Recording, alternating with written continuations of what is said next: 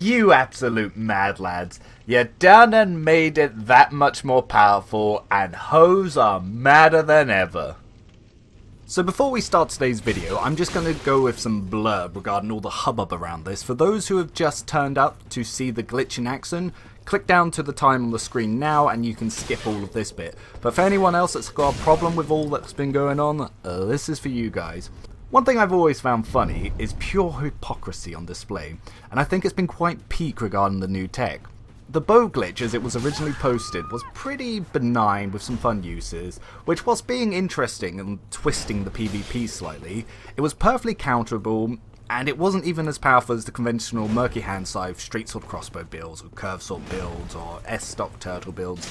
And you know, the old fashioned force casting was absolutely decimated the game, you know, without combining some other glitches that we're going to go into later, that is. There are people who've been unironically abusing glitches and exploits within the game for a very long time now, and now that they are complaining because other people are having fun with the new tech as if it's the end of the world, going out in full force to attack anyone for having fun.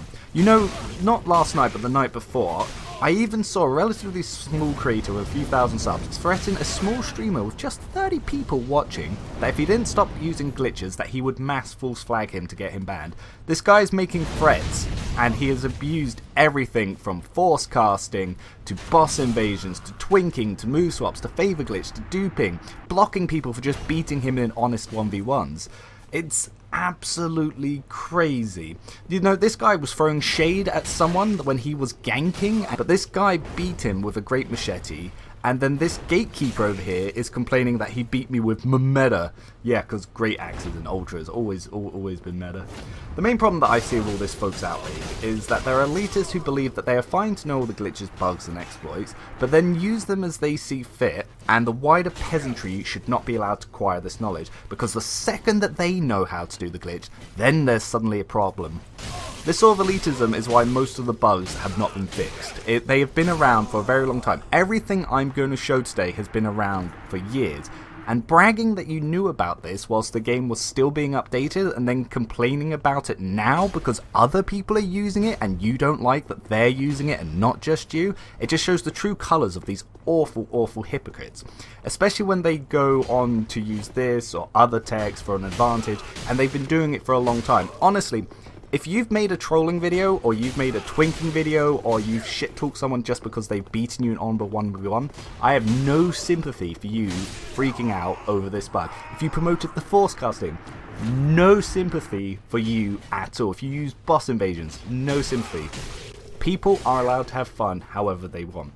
This is where the wider community divide comes in with small niche groups and people that are just mad that they're getting stream sniped. I laugh every time I see someone come into the comments and claim they did this build or found this tech years ago, but they locked it away in a private Discord or in private videos where they never shared it with anyone outside their tiny little groups.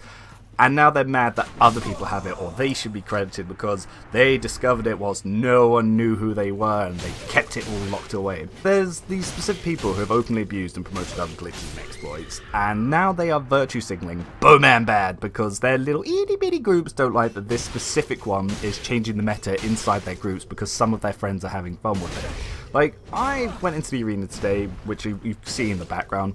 Not seen a single person using it, and so far the only times I found people doing this, ganking and invasions, is when there's a big content maker streaming and people are trying to stream snipe them.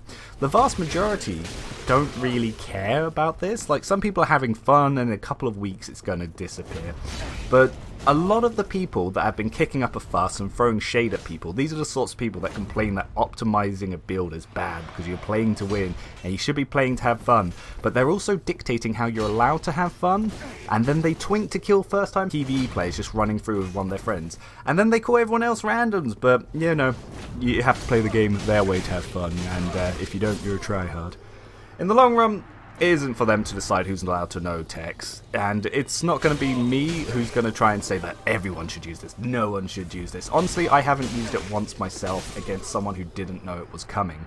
So I'm going to explain these exploits. Whether people choose to use them or not, it's up to them. They are adults. They might just be people who purchase the game. Consumer rights, they're allowed to play the game how they want to. Whether or not you like that or not, up to you. If you don't like it, send the person a message saying, "Sir, could you please stop using this exploit on me? I don't like it." And if they say no, then you can block them. It's people block people who are laggy, people who block people who they don't like.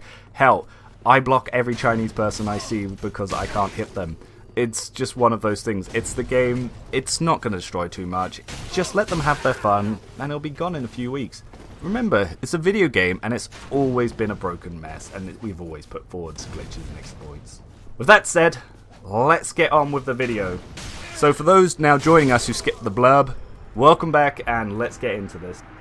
So let's start with a recap. So you put the black bow of Faris, or composite bow, in the left hand, and when you roll and held L2, you will now have quicker stamina recovery, so you can stagger together your R1s a little bit faster on Ultra Great Swords or their running attacks, and you can get out of the recovery just a little bit sooner. The same is true for your old curved Great Swords and any other weapon in the game. You can actually get out of the recovery just a little bit faster, so from running attacks, staggered R1s, it just allows you to be able to get off hits more clearly and sooner. Now people were worried that this might have an effect on straight swords, but it was kind of small and manageable. The next thing where this then came in to have a slight issue is if you take a talisman, you cast a spell, you can then backstep out of the spell to store it in memory. You can then swap to a different spell, backstep or roll again and hold L2, and it will immediately cast the next spell with the same animation. Another way that you could do this is if you cast a spell, select a new spell, roll holding L2, and then when you come out of the roll, you'll cast a new spell. With stuff like Lightning Arrow, you could then hold it. With other spells, you could actually spell cancel and just swap the casting animation. So you could be fighting with your old Lightning Arrow as you see fit, someone's getting too close, you roll out Wrath of the Gods. Now, this upset a lot of people. There was also people using Sacred Flame to try and grab people through shields, but it wasn't too bad. And then along came Grim Sleeper. Now, one thing you can also do with this glitch, which is what led him to find something nasty, is if you start the weapon art on, say, Gale's crossbow and backstep out, you then swap to, say, a Millwood Greatbow. So we got the arrows on there. You can then backstep out, just like we did with the spell, holding L2, and now, boom, we've put that weapon art onto the bow. Now, if you continue to hold L2, you can actually then, say, repeat this. So if I go back to Gale's crossbow here, two-hand it, start the weapon up.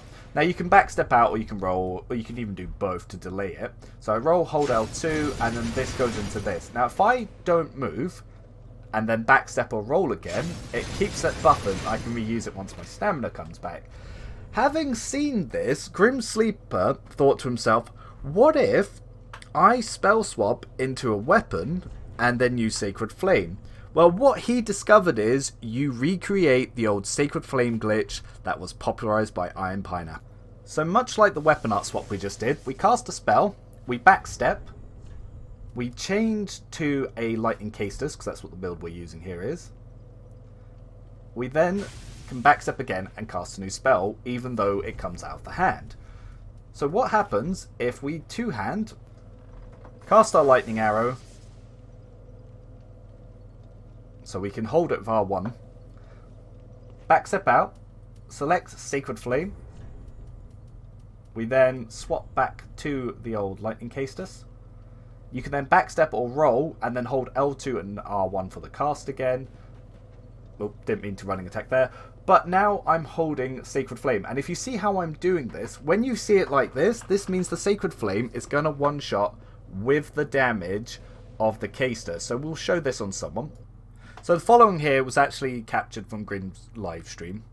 So he does the swap, avoids the attacks coming in on him, moves in on his opponent, rolls into him, takes a trade, and grabs him. Boom, instant damage, and you can do, if you put people against your opponents with cheat engine, you can see it's a couple of thousand, which can one-shot.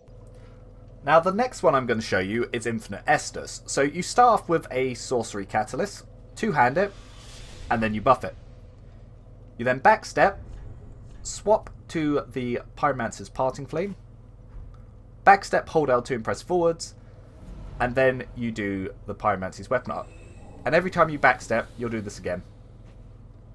And this way, you'll be able to restock your Estus. Now, it's not something you can do while someone's hitting on you, but it's a way, if you're low on it, that you can use it to restore your Estus. There was a way that you could swap this before, but it was a little bit more tricky and timing reliant. Now, there's also a way that you can instant use Estus without being able to punish. Now, I'm going to show the video from the source here because I think it's important that we credit the sources over here. So here is a little clip to show you of how you can have almost instant Estus use. So what our friend does here is he gets into position, drinks the Estus, and as soon as it touches, he locks onto the enemy and locks off and then walks away, allowing him to Estus cancel and instant use the Estus. Now, I'll link the full video down below because you can see how he uses it, but he also shows off that you can use it with other items like the old rope firebomb cancels. So there's a lot of interesting things that can also be done with this. Now, this last glitch is very controversial, and it's a way that you can be summoned without scaling. However, I'm not sure if I want to show the exact method. This was discovered by a guy called Jay Becker, and it was sent to me by Ouroboros, but I will let you guys decide in the comments below if you think I should make this completely public. There are people who know about it, and we have seen people already using this. This can be done with a white soapstone or a red soapstone, so you can do it in fight clubs or as a phantom. Now, Gemetic has made a completely fresh new character. He's just killed Gundyr and he's just got to High Wall. I'm on my 125 Dark Meta build, and if you see, I've come into his world with no badge, and if I open my stats, no downscaling at all.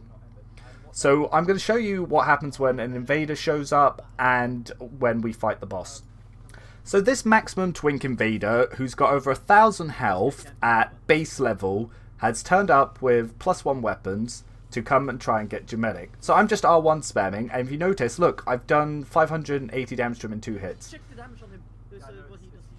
So this guy panics and dies. There was absolutely nothing he could do. Now this is a guy who's exploiting himself to try and kill a first-time player who has basic Estus.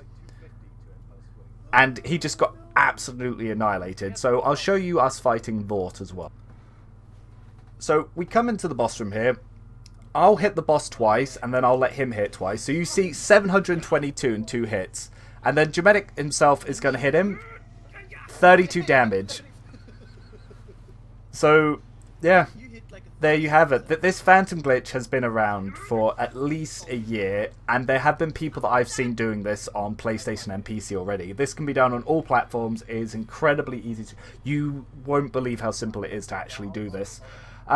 So yeah, let me know in the comments what you think about these glitches, and if you think I should release the full method for this one. I'll leave this up to the community to decide, because honestly, it may completely destroy low-level invasions, but at the same time, that's exactly what twinks do. So keep it civil at least, and if you don't keep it civil, I'll post it anyway.